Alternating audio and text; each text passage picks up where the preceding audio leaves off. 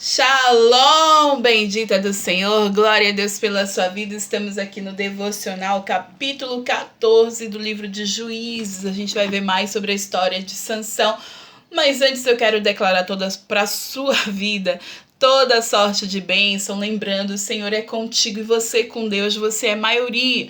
Pode vir desmoronar um monte de problema, pode vir um monte de coisa. Você precisa o quê? Estar firme no Senhor, estar ali debaixo das asas do Onipotente, o Deus Todo-Poderoso que quer te guardar, que te ama, que quer te proteger de todo mal e te ensinar, te colocar no direcionamento, no propósito que Ele tem para a sua vida. Então que você esteja ali firmada no propósito do Senhor. E por isso eu declaro o sangue dos pés de Jesus, que ali nos direciona, que nos encaminha, que nos guia, que não deixa a gente desviar nem para a direita, nem para a esquerda, mas que a gente possa viver os planos de Deus para as nossas vidas, os sonhos do Senhor. É muito melhor do que qualquer outra coisa. Amém? Bom, antes de a gente começar a leitura, eu quero te convidar para nós orarmos, então fecha seus olhos.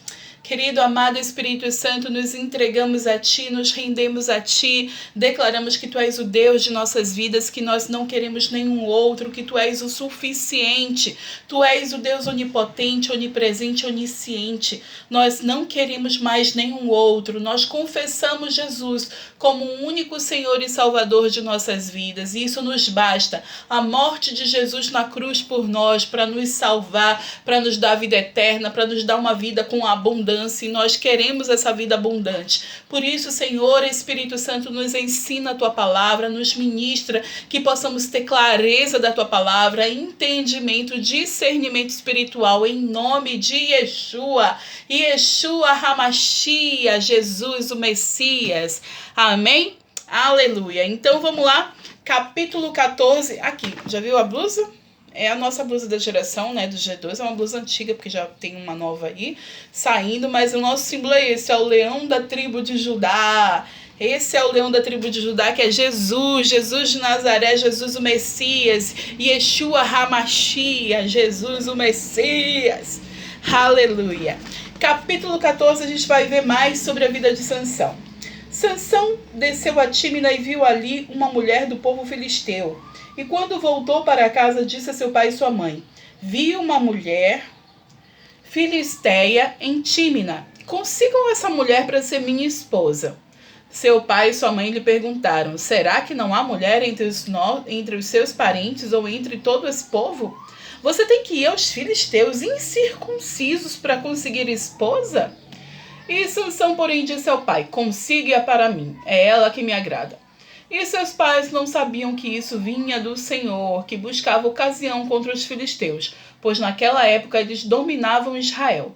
Sansão foi para Tímina com seu pai e sua mãe, e quando se aproximavam das vinhas de Tímina, de repente um leão forte veio rugindo na direção dele.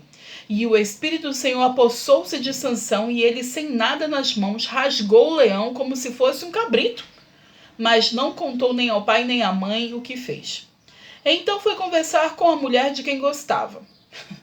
Eu fico imaginando essa cena, Sansão vai lá, rasga o leão e, sei lá, tem sangue, tem sujeira e de repente volta ali com os pais, Imaginando essa cena, esse negócio. Bom, a gente viu esse capítulo 14, ele começa, a gente viu no capítulo anterior que o nascimento de Sansão, como se deu, como os pais tiveram revelação, o anjo veio, E aqui a gente já vê que Sansão cresceu, Cresceu, ele continua ali nos caminhos do Senhor, ele é consagrado ao Senhor e ele tinha aquelas coisas do cabelo, de não tocar em cadáveres, de não beber vinho, enfim. E aqui, quando ele cresceu, ele viu uma mulher, ele ficou encantada com ela e disse pro pai e pra mãe que queria casar.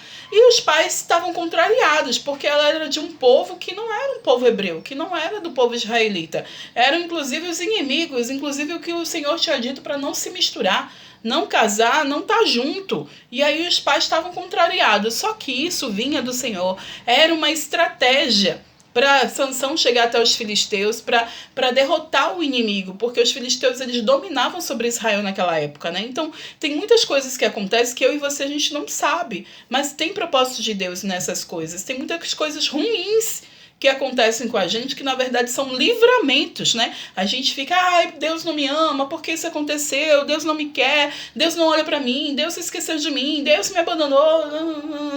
E na verdade tudo tem propósito. Na verdade, lembre você, tudo coopera para o bem daqueles que amam a Cristo.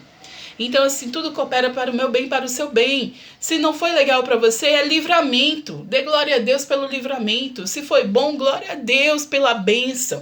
Então, ou é bênção ou é livramento. Você tem que ter fé. Fé. Bom, vamos continuar aqui. Versículo 8. Algum tempo depois, quando voltou para casar-se com ela, Sansão saiu do caminho para olhar o cadáver do leão. E nele havia um enxame de abelhas e mel. Tirou o mel com as mãos e o foi comendo pelo caminho. E quando voltou aos seus pais, repartiu com eles o mel, e eles também comeram. Mas não lhe contou que tinha tirado o mel do cadáver do leão.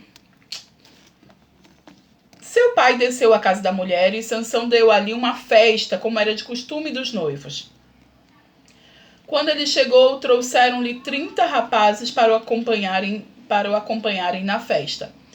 Vou propor-lhe um enigma, disse-lhe Sansão. Se vocês puderem dar-me a resposta certa durante os 7 dias de festa, então eu lhes darei 30 vestes de linho e 30 mudas de roupas.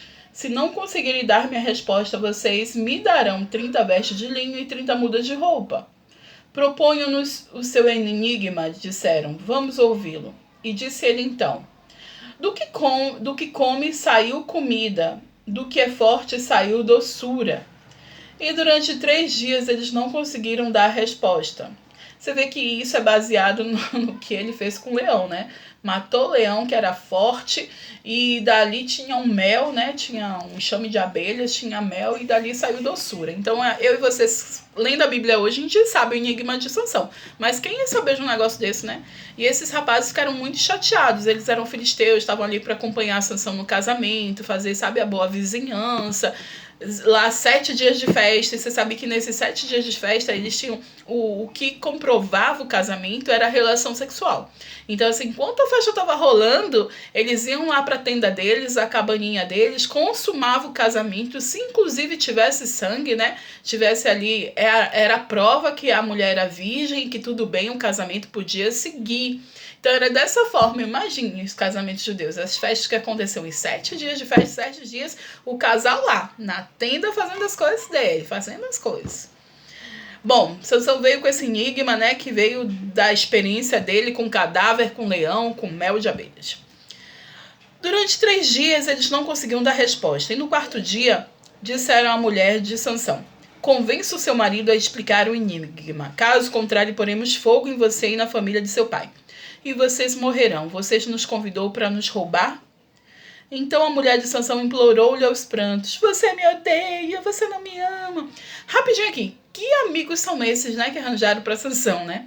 Porque os caras ficaram tão enlouquecidos com o enigma.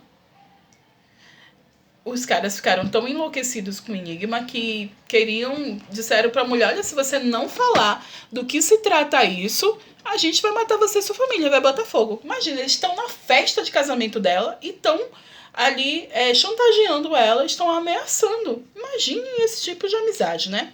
E aí a mulher chorou para Sansão: você não me ama, você me odeia, você não me quer. Você deu ao meu povo um enigma, mas não me contou a resposta. Nem a meu pai, nem a minha mãe expliquei o enigma, respondeu ele. Por que eu deveria explicá-lo a você? Ele está dizendo: quem é você, né, na fila do pão? Por que eu deveria explicar a você? Acabei de te conhecer, não expliquei nem para o meu pai nem para minha mãe, vou ter que falar para você.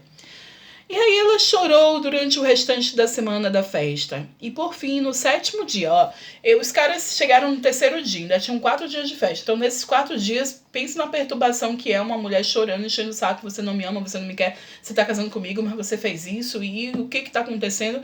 Então, 4 dias, Sansão aguentando ali a mulher no ouvido dele. Cadê?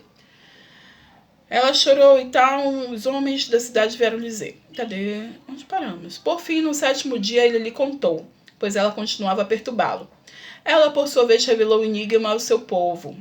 E antes do pôr do sol do 7º dia, os homens da cidade vieram lhe dizer: o que é mais doce do que o mel? E o que é mais forte do que um leão?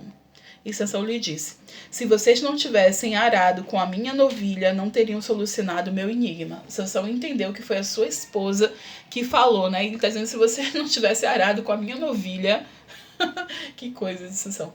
Vocês não saberiam o enigma. Então Sansão ficou extremamente irado com isso. E aí vem o propósito do Senhor, de estar trazendo libertação ao povo de Israel. Sansão era para ser usado. Em algum momento ele tinha que ser usado por Deus, né? Versículo 19. Então o Espírito do Senhor apossou-se de Sansão. Ele desceu a Ascalon, matou 30 homens, pegou as suas roupas e deu aos que tinham explicado o enigma. Depois, enfurecido, foi para a casa de seu pai. E a mulher de Sansão foi dada ao amigo que tinha sido o acompanhante dele no casamento. Que história, né? O próximo capítulo ele explica sobre a vingança de Sansão, né? Mas como eram as coisas, né? Quer dizer que a esposa dele foi dada para outra pessoa. E aí, Sansão reta. O próximo capítulo a gente vai ver cenas do próximo capítulo.